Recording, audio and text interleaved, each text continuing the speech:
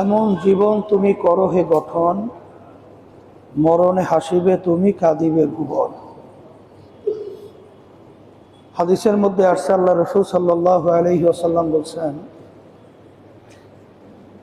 যার ভিতরে জেহাদি প্রেরণা নাই, ওর মৃত্যু হবে মুনাফিকের মৃত্যু। আজকে আমাদের শরীফ ওসমান হাদি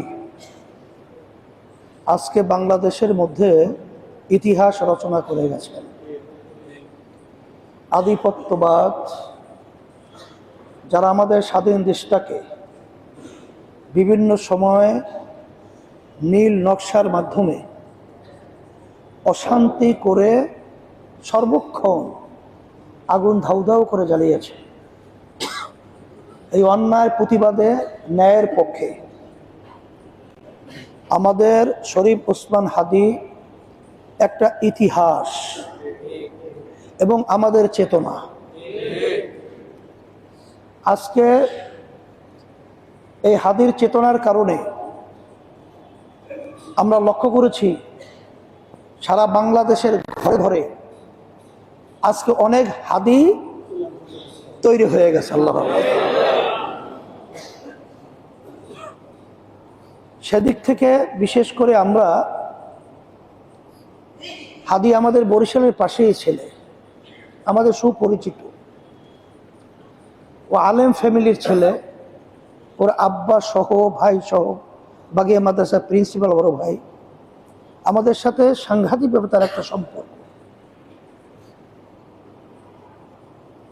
এই ছেলেটা কিভাবে ওই সেই ইতিহাস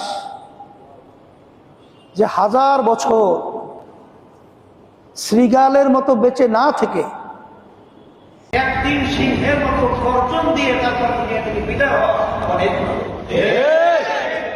সেই বাস্তবতা হাদি আমাদেরকে শিখিয়ে গেছে। আমরা দেখেছি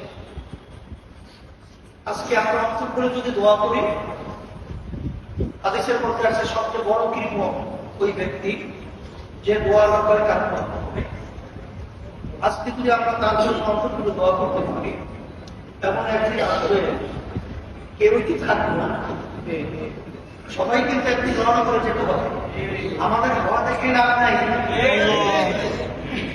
বিভিন্ন গুণী বিভিন্ন ধরনের চুরু হয়ে আমাদেরকে দেখে লাভ নাই। আল্লাহ আমাকে দুনিয়াতে পাঠিয়েছেন, যতদিন আল্লাহ দুনিয়াতে আসবে ততদিন থাকবো, কিন্তু যতদিন বেঁচে থাকবো ন্যায়ের পক্ষে বলন্দ আওয়াজ সহ বেঁচে থাকবে। শ্রীগালের মতো সেভাবে বেঁচে থেকে কোনো লাভ নাই।